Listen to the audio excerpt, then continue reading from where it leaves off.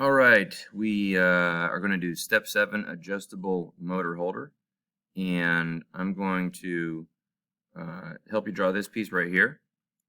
So let's go into Inventor, File, New. Don't click on New, just go straight to Part, left click. Let's start a sketch on the XY plane. And I'm always going to recommend that you start at the origin. So if we look at the general shape, go up, over, down, so on and so forth.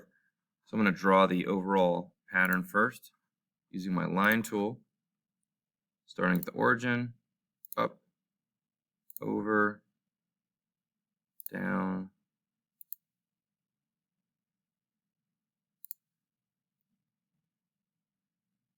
and actually I made a mistake there, so let's make sure this point is connected to this point. That was using the coincident constraint tool. Now you want to make sure you have all your horizontal and vertical constraints on before you start applying dimensions. One way you can do that is by just dragging corners to make sure that things are constrained. And if these 2 points move down together, that means I know they're horizontally constrained. If these 2 points move left and right together, I know they are vertically constrained, and so on and so forth. Looks like it already is.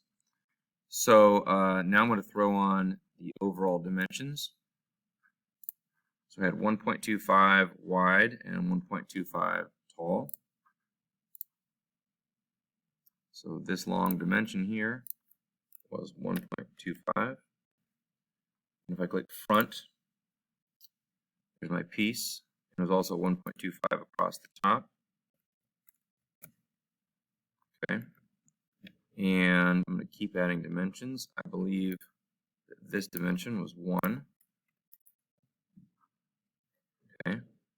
Now this dimension, as you can see, I'm hitting escape, by the way. I'm hitting escape every time to turn off my dimension tool when I don't want a dimension. This line can move left and right, so it needs a left and right dimension. So what is the distance from this line to this line? Let's check it out. 0.5. Whoops. Okay, so that's black. Great. Now, if you look at the hole for the motor right here, it's actually formed from a circle. So we're going to draw a circle first. This dimension is the radius. If we double that, we'll get the diameter. So 0.39 times 2 is 0.78. So we'll draw a circle that has a diameter of 0.78. Escape, escape, dimension tool. Make sure you're clicking on the circle itself, not the center, when you dimension it. Right, and this dimension right here should be 0.78, 78 hundredths of an inch. And now what we're going to do is draw a couple of horizontal lines. Right here, they're parallel, and you can tell that the points line up vertically, the ends of those lines. So let's go ahead and draw those. And you don't have to draw them perfect to begin with, right? You know, I'll just draw crooked on purpose just to show you it doesn't have to be perfect. Right? You can draw crooked, use your horizontal tool to make it horizontal, then use your vertical alignment tool to make sure the end of this line lines up with the end of this line. And I think that automatically will take care of the other side. Okay. And now the other dimension that is on the drawing is 0.58, 58 hundredths of an inch, the distance from this flat part to this flat part.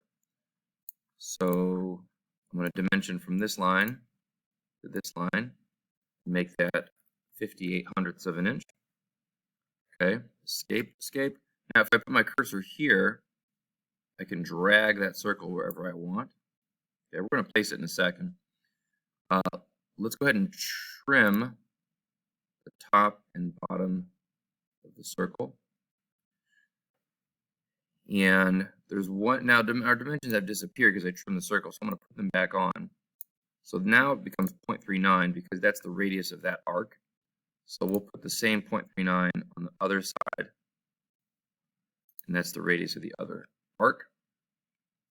And the one last dimension that actually we need to lock this into place is the dimension of this line right here. If we don't put that in, we actually could end up modifying our sketch a little bit. Well, maybe not. Just to be safe, let's put it in 0.522. Okay, it's a driven dimension. Now, as you can see, there's no location for this. I want it to be in the center, so I'm going to dimension this point to the left edge and make it exactly half of 1.25. So I'll let Inventor do the math. I'll say 1.25 divided by 2, 625 thousandths of an inch. I don't like these lines crossing, so move that down here. Okay. If it's a driven dimension, you don't actually need it.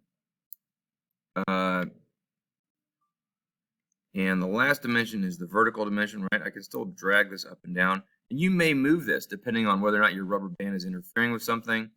You might set the actual location.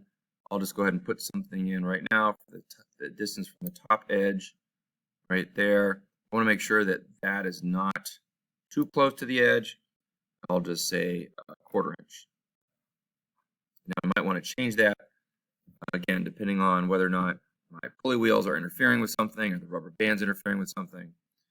In general, when you're dimensioning, try to make sure your lines don't overlap, right, as best you can. You don't want your dimensions to cross if you can avoid it. So maybe I'll pull this one out, pull this one under. Just clean it up a little bit. And that is the part for the motor holder.